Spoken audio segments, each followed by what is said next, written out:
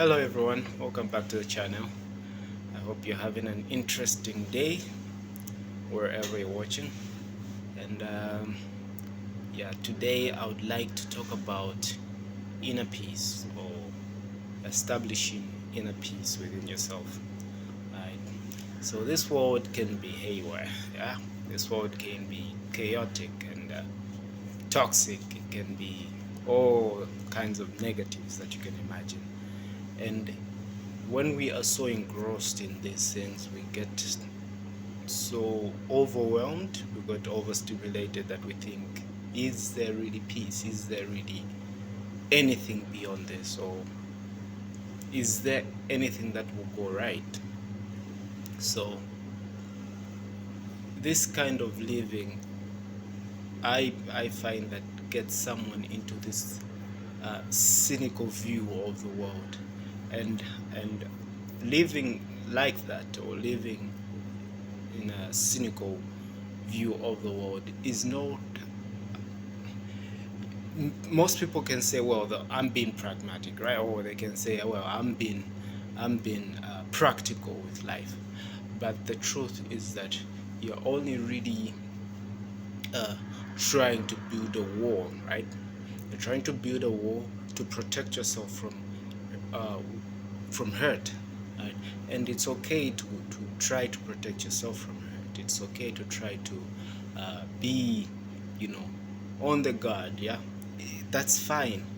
But what we find is that in most cases, because our perception is distorted, we are focused on one thing, we're expecting one thing, we're expecting a particular kind of outcome.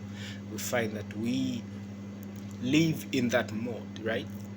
Let's say, for example, if I am only expecting bad things to happen in my life, right, I might say, well, I'm being practical, right? And it's okay to be practical, like I said.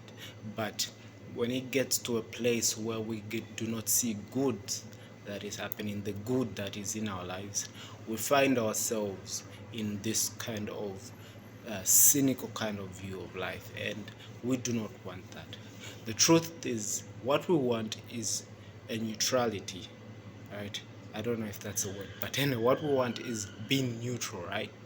You want to be neutral in everything that you do, whether good or bad. You want to be in an inner state of I am, right? Now, I usually talk about this I am um, concept, yeah, and I'm sure you've heard it in so many other places. But let's get a little bit deeper into that, right? I am, when God was introducing Himself to Moses, right? He said that I am that I am. Moses was, who shall I say sent me, right? Because God was sending Moses to the Israelites, right? And just, so He was saying, who shall I say sent me? And God said, I am that I am. God declared Himself to Moses as I am that I am. Say to them, I am sent me. Now, what does that mean? I am really states existence, right? It states reality. It states not necessarily the physical realm, but it just states a reality that is, right? It states isness, it states beingness, all right? It states existence, all right? Now that's what you want to focus on, because the focusing on existence itself makes you stay in a state of neutrality. What does that mean? Because everything else, joy, the good, the bad, the ugly of life, is just an extension of that existence, right? Everything else, think of it as an attachment to existence, right? Because everything else is a condition of existence, but existence itself is neutral, right? It does not exist as anything, because for existence to exist as something is a limitation, right? So I want to bring you to something that I received a few years back, it's really it's really helped me in understanding, this neutrality that I want to bring forth, right? It's helped me see how myopic our lives can be, and in that regard, you when you see the bigger picture. I always talk about the bigger picture, right? Because when we see the bigger picture, we start to see that, okay, most of our apprehensions, most of our worries, and anything else are really just, we're just being kids, yeah. Uh, we're just being children, right? And because children will cry about pretty much anything, right?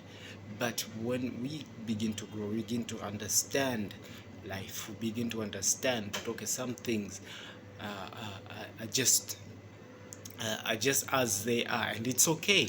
It's okay. Now, on a spiritual level, when we do not grow, we will cry about anything, and our utmost symbol, or should I say mark of crying, is really the worrying, the apprehensions, the foreboding, and the anxiety. We've even coined something as mental illness, and to some degree I find that people kind of use these terms as a guard, right? Because if they're going through something, they'll say, "Well, I have a mental um, uh, illness, or should I say, I have a mental." Um, there's this uh, phrase that's really used so much in society. This mental well-being. Right? We use that. Now, I'm not saying that people do not go through uh, realities, or do not go through hectic situations, but I found that most people use these ideas to mask their victimhood mentality. I'm sure you get what I'm talking about, yeah? Because they want to to to be in that victimhood state, because it's free, for one. It does not cost anything, for one, and it does not require them to get out of it, because getting out of it might mean facing their own demons, right? Because it's okay to blame, it's okay to point the finger at something, right? It's easier, so to say, to blame, right? Because when the blame is on you, it gives you that realization, okay, I have to be accountable. Now, accountability is something that most people do not want to do. They do not want to be accountable for their own actions. They do not want to be accountable for their own way of thinking, right? And so they blame it on mental illness or mental something, right? I don't know how I've forgotten. There's this phrase in society. But what I'm trying to bring forth is that when we stop to blame, right? When we stop to point the finger at, we can get to a state of inner peace, right? Inner peace. And now understanding, as we always have this channel, that my own life is the beginning of everything that happens all around me. Right? It is the beginning of everything that happens all around me. And in that understanding, I see that I have the power to make the decision to change my life for the better, no matter what is happening around me, right? Even though what is happening around me does not seem like it's fair, all right? When I take the responsibility for any part I played in that, all right? When I take the responsibility, the inner responsibility and the outer responsibility, the inner responsibility meaning the thoughts I imagined, the ideas and the imaginations, good or bad, that I entertained in my life, and the outer responsibility are the actions that I took that led me forth to this specific situation that I'm at, right? So when I take responsibility for that, I understand, okay, I do have the power to change my life for the better, right? So like I said, I wanted to read forth something that has helped me, right? Now it's about desire, right? In fact, there are two things that I want to share with you, but I'll start with desire. So, desire is the seed of all suffering. Detachment to by detachment, the fruit of understanding. Now, what does that mean? Desire is the seed of all suffering, and detachment, the fruit of understanding. When we desire, when we desire, we're really, we're really looking at something externally and trying to uh, really assimilate it into our sphere, right? And when we do not manage to do that, we get frustrated, and this is where most of the anxiety happens, right? And I have found that social media, and I'm sure you realize this, right? Social media really intensifies this desire, right? Whatever desire it is, because we see something or we see someone and we think, oh, I want that life, I want that, I want that. And when we are unable, or when we remember that we are unable to acquire that, we find we begin to go through these anxieties. We begin to go through these phases that make us feel not enough. These phases that make us feel uh, uh, inadequate, right? And our self-esteem begins to get lower, right? Now, it is okay to desire, right? Because without desire there is no growth. Without desire there is no possibility of any advancement, right? It is okay to dream, it is okay. But what becomes the problem is that when envy, or when um, when lack of being practical attaches itself to that desire. What does that mean? You must understand that whatever life someone is living, there are certain steps that have led them to that life, right? Whatever thing someone has, there are certain steps someone has taken that has brought them to that place where they are. And some of those steps are not as glamorous as it might seem, right? Because we only see the glory, right? We do not see the suffering, we do not see anything. And I understand that some people that are born in rich families, good for them, right? But you have to understand what cost, all right, has been paid, all right? It has cost someone for that kind of thing to be possible, all right? Because when you look at it that way, you're seeing the bigger picture, right? You're seeing the bigger picture, and in seeing the bigger picture, you know which steps to take for your own life to get to that level you want to be, or to get to that whatever you want to acquire, right? So desire is the seed of all suffering when it is not properly managed. And understanding the fruit, or detachment rather, the fruit of understanding.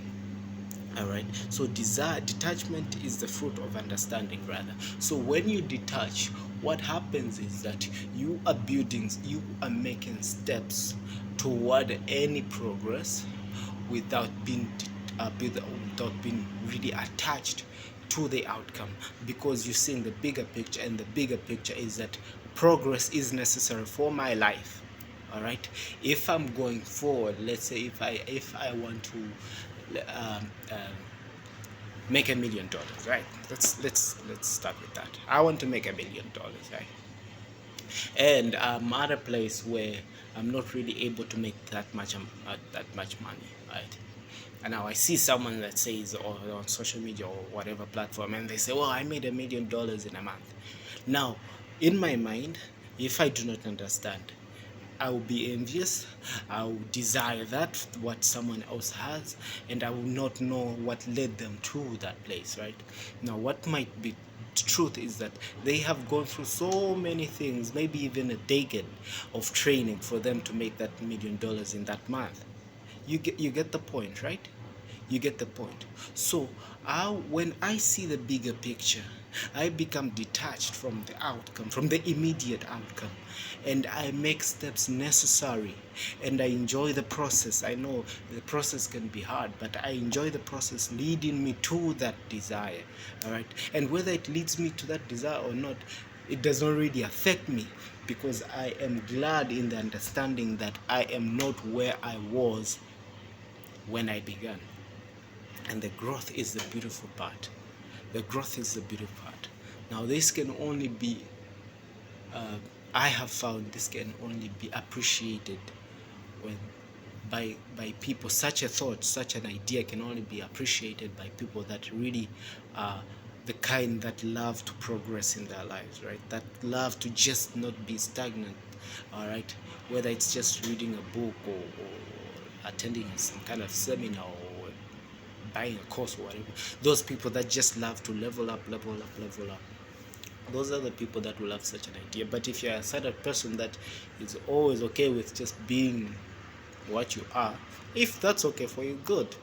But you must understand that that kind of desire that is not willing to grow, all right, through understanding or because of understanding, that kind of desire that is not willing for you to grow because of understanding, that is what causes suffering, because that causes comparison, and that causes the anxieties, and it steals your peace. Because the only reason you're really anxious right now, the only reason you do not have peace is because you don't have something. Is it not? Right. There's something you want and you do not want it, and you've lost your peace. Right? But the truth is that in most cases, even if you receive that thing that you want some other thing.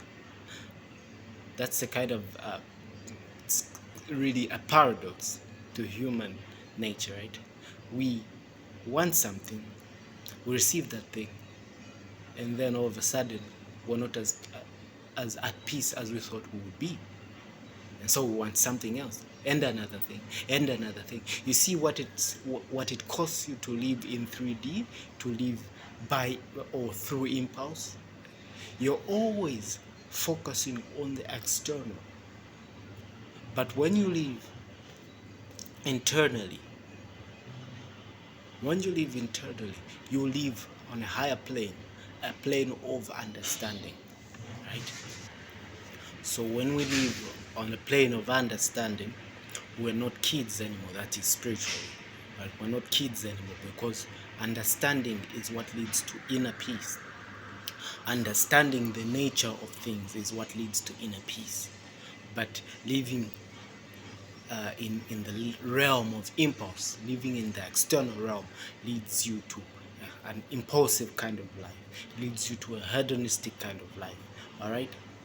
And that will never satisfy you, because you're always living in the transitory nature of things, right? And the transitory things will pass away, but the things that really last are the things that are the I amness, all right, that dwell I amness, all right, because the I am will always be, right? The I am will always be.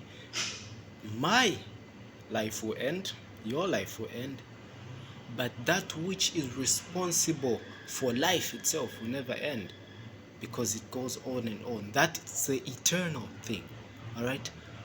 There is a book by Joel S. Goldsmith. I think it's a wonderful book. A parenthesis in eternity. You should find that book. It's a wonderful. So he says that our lives are really a gap, so to say, in eternity. And once you take out that gap, you find that really you are an eternal being, only focusing on a very limited fraction of yourself. But once you understand, you say, okay, I do not end because I never began in the first place. You get that? And when you understand on such higher planes, do you really think it's wise for you to be focused on these little issues of life? You won't be so focused on these little issues of life, because you understand that these are transitory things, right? So attention is so important. Your attention is so important, all right? What you focus on is what is causing inner peace, or what is causing that inner turmoil you have. Let me show you something else that I received, another revelation.